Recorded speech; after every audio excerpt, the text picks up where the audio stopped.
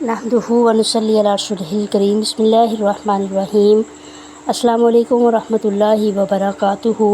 سامعین کرام، آج ہم سورہ نساء کی دو نہایت اہم آیت نمبر 19 اور آیت نمبر 20 کے بارے میں معلومات حاصل کریں گے اور ان دونوں آیات کا ترجمہ اور تفسیر پڑھیں گے۔ یہ آیات ہمارے معاشرتی اور ازدواجی رویوں کے بارے میں اللہ تبارک و تعالیٰ کی طرف سے ہدایت کا پیغام ہے۔ ان آیات میں عورتوں کے حقوق، شادی کے آداب اور میراث کے متعلق چند ایسی اصلاحات بیان کی گئی ہیں جنہوں نے زمانہ جاہلیت کی غلط رسموں کا خاتمہ کیا۔ آئیے ہم غور کرتے ہیں کہ اللہ ہمیں کن باتوں کی تلقین فرما رہے ہیں تاکہ ہم اپنے گھروں کو عدل و محبت کا گہوارہ بنا سکیں۔ شروع کرتے ہیں سبق۔ بسم اللہ الرحمن الرحیم۔ یا ایھا الذین آمنوا، اے ایمان والو، لا یحل لکم، نہیں ہے حلال تمہارے لیے، ان ترثوا النساء کرہا، یہ کہ تم وارث بن جاؤ عورتوں کے زبردستی، فلا تعضلوہن، اور انہیں روکے رکھو، لتذہبوا، اس لیے کہ لے لو تم، ببعض ما آتیتموہن، بعض وہ حصہ، بعض وہ چیز، ما آتیتموہن، جو تم نے انہیں دے دی، الا مگر ان یاتین بفاحشۃ مبینہ، اگر وہ مرتکب ہو جائیں بفاحشۃ مبینہ، کھلی بے حیائی کر بیٹھے، کھلی بے حیائی کی مرتکب ہو جائیں، وعاشروہن بالمعروف، اور ان کے ساتھ گزارا کرو دستور کے مطابق، بالمعروف، معروف طریقے سے، فإن کرہتموہن، پس اگر تم انہیں ناپسند کرو، فعسیٰ، پس قریب ہے، فعسیٰ یا ممکن ہے، کہ ان تکرہوا شیئا، تم کسی چیز کو ناپسند کرو، ویجعل اللہ فیہ خیرا کثیرا، اور اللہ نے رکھی ہو اس میں بہت ساری بھلائی۔ دیکھیے اس آیت مبارکہ میں جبراً، اکراہاً، یعنی زبردستی عورتوں کی جان و مال کا وارث بننے کی ممانعت آئی ہے۔ تو اس کا پس منظر کیا ہے؟ جاہلیت کے زمانے میں عورتوں پر لوگ طرح طرح سے ظلم و زیادتی کرتے تھے۔ یہ ظلم ان کی جانوں پر بھی ہوتا تھا، ان کے مال پر بھی۔ عورتوں کی جانوں پر ظلم اس طرح ہوتا تھا کہ جب کسی عورت کا شوہر فوت ہو جاتا تو اس عورت کو میت کے مال کی طرح اپنے میراث سمجھا جاتا تھا۔ عورت کو اپنی جان میں کوئی اختیار نہ ہوتا اور خود سے کہیں وہ اپنا نکاح بھی نہیں کر سکتی تھی۔ پھر جو لوگ وارث ہوتے وہ اس عورت کو اپنی مرضی سے جہاں چاہتے بیاہ دیتے، اور یہ بیانا، یہ شادی کرنا ایک طرح کا بیچنا ہوتا تھا، کیونکہ مہر میں جو مال ملتا تھا وہ خود ہی کھا جاتے تھے یا پھر عورت کو باندی کی طرح بیچ دیا جاتا تھا، قیمت پر قابض ہو جاتے تھے اور عورت کے مال کے جبراً زبردستی مالک بن جاتے تھے، اور اس کو نکاح بھی نہیں کرنے دیتے تھے، صرف اس وجہ سے کہ کہیں اس کا مال باہر نہ چلا جائے۔ تو عورتوں کا مال زبردستی وصول کرنے کا ایک طریقہ یہ بھی تھا کہ عورتوں کو طرح طرح کی اذیتیں دی جاتی تھی۔ جب وہ اپنی جان چھڑانے کے لیے طلاق مانگتی تو ان سے کہا جاتا، اتنا مال دے دو یا حق مہر معاف کر دو، میں تمہیں چھوڑ دوں گا۔ وہ بیچاری مصیبت زدہ اپنی جان چھڑانے کے لیے مجبور ہو کر مال دے دیتی۔ جب وہ مجبور ہو کر اپنا مال دیتی یا پھر حق مہر معاف کر دیتی، ایک ظلم یہ بھی تھا کہ اکثر اوقات اس طرح ہوتا کہ شوہر مر گیا تو اس کے وارث بیوہ کا نکاح کہیں نہ کرتے تھے، صرف اس وجہ سے،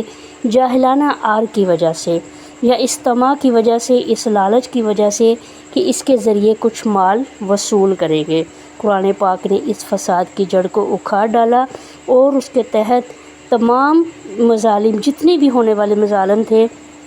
مظالم کے انسداد کے لیے، اس کو ختم کرنے کے لیے ارشاد فرمایا کہ اے ایمان والو، تمہارے لیے یہ حلال نہیں کہ تم جبراً عورتوں کے مالک بن بیٹھو۔ پھر اس کے بعد جو لفظ آیا آیت میں، الا ان یاتین بفاحشۃ مبینہ،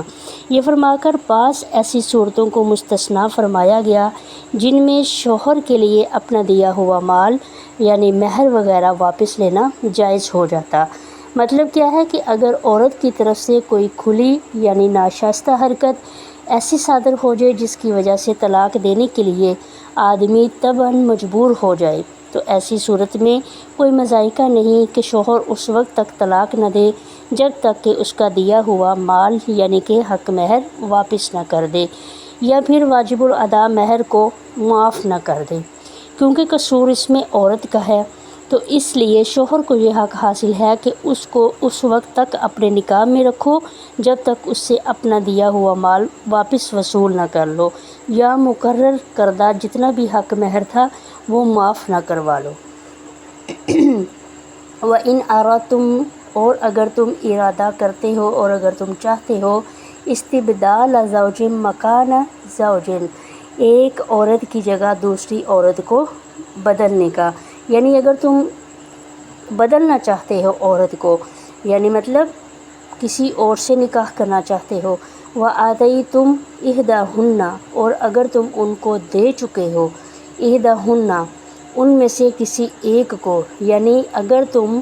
اپنی بیویوں میں سے کسی کو دے چکے ہو، کیا دے چکے ہو؟ قنطاراً مال کا ڈھیر، بہت سارا مال، فَلَا تَأْخُذُوا مِنْهُ پس نہ لو اس میں سے شیئاً کچھ بھی، یعنی اگر تم حق مہر دے چکے ہو یا ویسے ہی کوئی مال دے چکے ہو تو ان کو پھر اگر تم چھوڑنا چاہو تو ان سے وہ دیا ہوا مال واپس ہرگز نہ لو۔ أَتَأْخُذُونَهُ بُهْتَانًا وَإِثْمًا مُبِينًا، أَتَأْخُذُونَهُ کیا تم چاہتے ہو اس کو ناحق اور صریح گناہ سے، یعنی کیا تم اس میں سے کچھ لینا چاہتے ہو، بہتاناً اس پر بہتان باندھ کر، وَإِثْمًا مُبِينًا یا صریح گناہ کی وجہ سے، کھلے گناہ کی وجہ سے۔ دیکھیں یہاں جو آیت مبارکہ میں بات جو آئی ہے، آیت مبارکہ کا مطلب کیا ہے کہ اگر تم بدلنا چاہو ایک عورت کی جگہ دوسری جگہ، مطلب کہ اگلی اس میں جو آیات ہیں اس میں بھی تفصیل میں بیان اسی کا ہے، تو مطلب اس کا یہ کہ جب عورت کی طرف سے کوئی سرکشی، کوئی بے حیائی کا کام سرزد ہو، نہ ہو، کوئی ایسا کام اسے سرزد نہیں ہوا، نہ اس نے کوئی سرکشی کی ہے، نہ اس نے کوئی عورت نے بے حیائی والا کوئی ایسا کام کیا ہے، کوئی ناشائستہ حرکت نہیں کی، لیکن شوہر محض اپنی طبعی خواہش کی وجہ سے اپنی خوشی کے لیے موجودہ بیوی کو چھوڑ کر دوسری سے شادی کرنا چاہتا ہے، تو اس صورت میں اگر وہ اپنا ڈھیروں مال بھی اس کو دے چکا ہے اس کے لیے یہ جائز نہیں کہ وہ اسے واپس لے، مال کا کوئی حصہ طلاق کے معاوضے میں واپس لے یا واجب الادا مہر کو معاف کرائے، کیونکہ عورت کا اس میں قصور نہیں، اور جس سبب سے مہر واجب ہوتا ہے وہ سبب بھی پورا ہو چکا، تو اس لیے مال واپس لینا، معاف کروانا مہر جو ہے اس کا کسی کو، مرد کو اس چیز کا حق نہیں ہے۔ اس کے بعد پھر اس رقم کی واپسی کے ظلم و گناہ ہونے کی جن مرحلوں میں بیان فرمایا ہے، یعنی آگے جو آیت میں الفاظ آئے ہیں أَتَأْخُذُونَهُ بُهْتَانًا وَإِثْمًا مُبِينًا، کیا تم چاہتے ہو کہ بیوی پر بہتان لگا کر